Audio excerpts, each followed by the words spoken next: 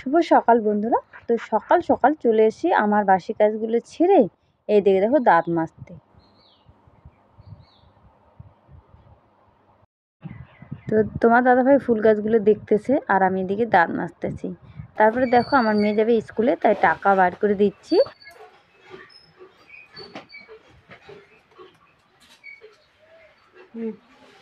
কয় টাকা লাগে? কলম আছে? হ্যাঁ, খালি কালা কলমটা নিবা না।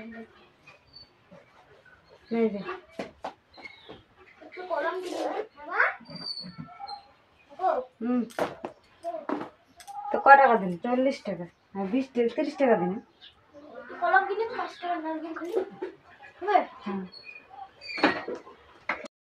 অনেক দিন ধরে ভিডিও করা হয়নি, তো আজকে শুরু করছি ভিডিওটা।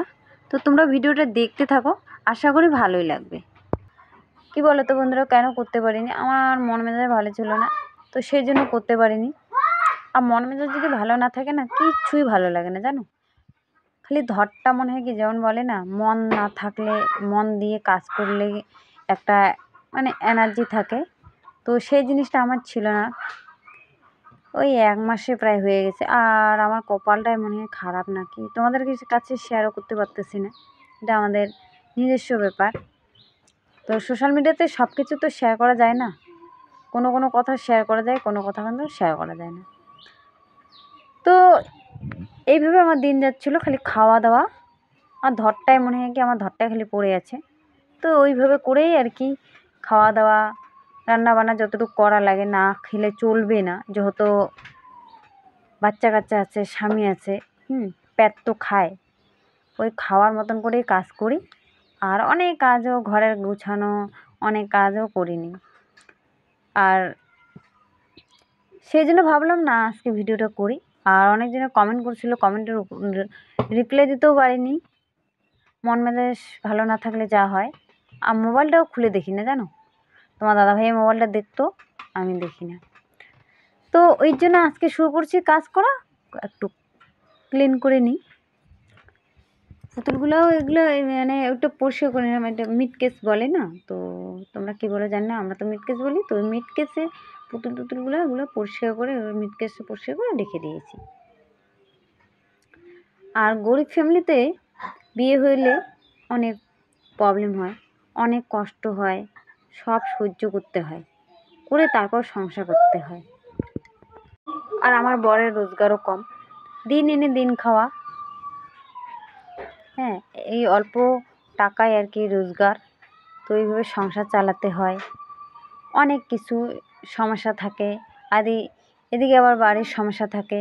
হ্যাঁ, একটা সংসার করতে গেলে কিন্তু অনেক ঝড় ঝামেলা আসে, তাই না?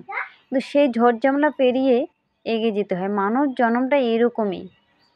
হিন্দু বলো, মুসলিম বলো, খ্রিস্টান বলো, যে যার জাতি, হ্যাঁ, সবাই হচ্ছে মানব জন্ম। তো এই মানব জন্মটা খুব কষ্টের জন্ম। আর যদি টাকা পয়সা না থাকে তাহলে কিন্তু ওরা খুবই কষ্ট হয়। হ্যাঁ, না নিজে একটা শখের জিনিস নিতে পারবে, না নিজে কিছু শখের জিনিস খেতে পারবে। হ্যাঁ, খালি জীবন বাঁচানোর জন্য। গরিব ঘরে জন্ম নিলে এই জিনিসটা বেশি হয়, কিন্তু তার মধ্যেও কিন্তু সংসারটাকে টিকিয়ে রাখার জন্য মানিয়ে গুছিয়ে নিতে হয়। আমি তো এইটাই মনে করি। তো এইভাবে একটা সংসার করতে গেলে অনেক খাটাখাটনি করতে হয়। বা স্বামী স্ত্রী যদি দুইজনের মিল না থাকে, তাতেও কিন্তু সমস্যা হয়। যাদের টাকা পয়সা অনেক আছে তাদের কিন্তু স্বামী স্ত্রীর হয়তো মিল থাকে না, বা কারো বাড়িতে স্বামী স্ত্রীর মিল আছে কিন্তু ফ্যামিলিতে মিল নাই।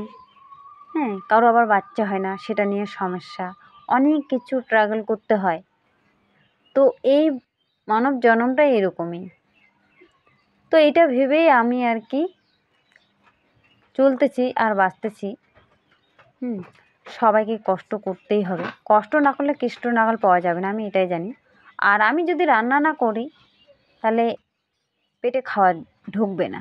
আর আমার হাজবেন্ড যদি টাকা রোজগার না করে, তাতেও কিন্তু ঘরে খাওয়া মানে হবে না। তো এটাই ভেবেই আমি চলি দিন রাত, এইভাবেই আমাদের দিন চলছে।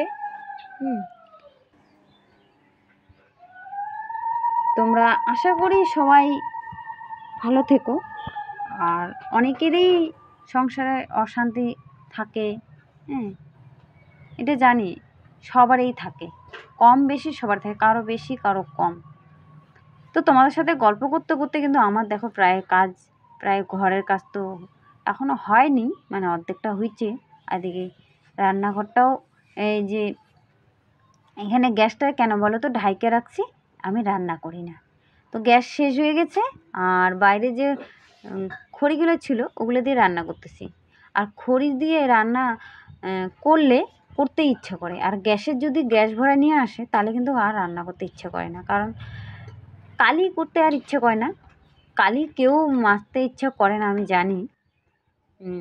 তো আমারও কালি মাজতে ইচ্ছে করে না। আর এই দিকে দেখো আমি আলুর যে চিপসগুলা পাঁপড় বানিয়ে রেখে দিয়েছি বয়ামের মধ্যে, আর একটা বয়ামের ছিল ভর্তি ছিল, ওই বয়ামেরটাও শেষ হয়ে গেছে খেতে খেতে। আর কাচের যে বয়ামটা আছে এখানে এক বয়াম রেখে দিয়েছি। দেওয়ার পরে রান্নাঘরটা বারান্দাটা একটু ঝেড়ে নিলাম, কারণ কি বলো তো রান্নাঘরটাতে একটু উপরটা ঝাড় দিছে না নিচে, এই যে ওটা তো মাটির আর কি দিছি না, মাটি দিয়ে লেপেছি, তার জন্য কিন্তু নোংরা পড়ে গেছে, সেই জন্য মুছে নিয়েছি। আর এদিকে চলে আসার সময় আমি থাকার ঘরে এইখানে কত কাপড় চোপড় কিন্তু সকালবেলা ধুয়েছি, এগুলো শুকিয়ে গেছে, আরও কিছু কাপড় কিন্তু ভিজে রেখে দিছি। তো এইভাবে, আর এখন না প্রচণ্ড গরম পড়ছে, সকালবেলা ঠান্ডা লাগে, আর এদিকে কিন্তু দুপুরবেলা রোদ্রুতে আমার ঘরটা থাকা যায় না, গরম, তো ফ্যান চালিয়ে আমি এদিকে কাজ সারিয়ে নিচ্ছি। তো কাপড় চোপড়গুলো একটু গুছিয়ে নিই, কী বলো তো। আর এখন না সন্ধ্যা বেজে গেছে, তো সন্ধ্যার সময় কিন্তু আমি ভিডিওটা এডিট করছি, সেই জন্য কিন্তু অনেক উলুধ্বনি শুনতে পাচ্ছ কি না তাও জানি না, কাশি বাজাচ্ছে, তো তোমরা একটু ম্যানেজ করে নিও। আর রাত্রে ভিডিও এডিট করলে আমার অসুবিধা হয়, কারণ অনেক রাতে তোমার দাদাভাই তো খাটাখাটনি করে বাড়িতে আসে, তো কানের করে বেদা করলে না ও রাগ হয়, বলে কি তুমি দিনের বেলা কী করো, আর দিনের বেলা সারাদিনে যা ভিডিও করিস তারপরে রাত্রেবেলা কিন্তু আমি ভয়ের দিই। আর এখন তোমার দাদাভাই বাড়িতে নেই, তো সেই জন্য ভাবলাম একটু রাত্রেবেলা রান্নার একটু দেরিতে চাপাই, তোমার দাদাভাই আসতে এখন লেট হবে, তো এর জন্য আমি ভয়েসটা দিচ্ছি। আমার সন্ধ্যা কিন্তু দেওয়া কমপ্লিট হয়ে গেছে।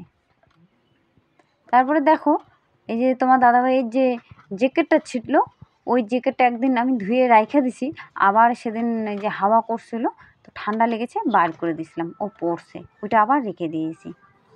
আর ওই জ্যাকেটটার যে ওর কী মায়া আছে জানি না, বাচ্চা মানুষের মতন যেই জিনিসটা পছন্দ করে ওই জিনিসটাই বেশি পরে। তো আজকে আমাদের ভিডিওটা এই পর্যন্তই।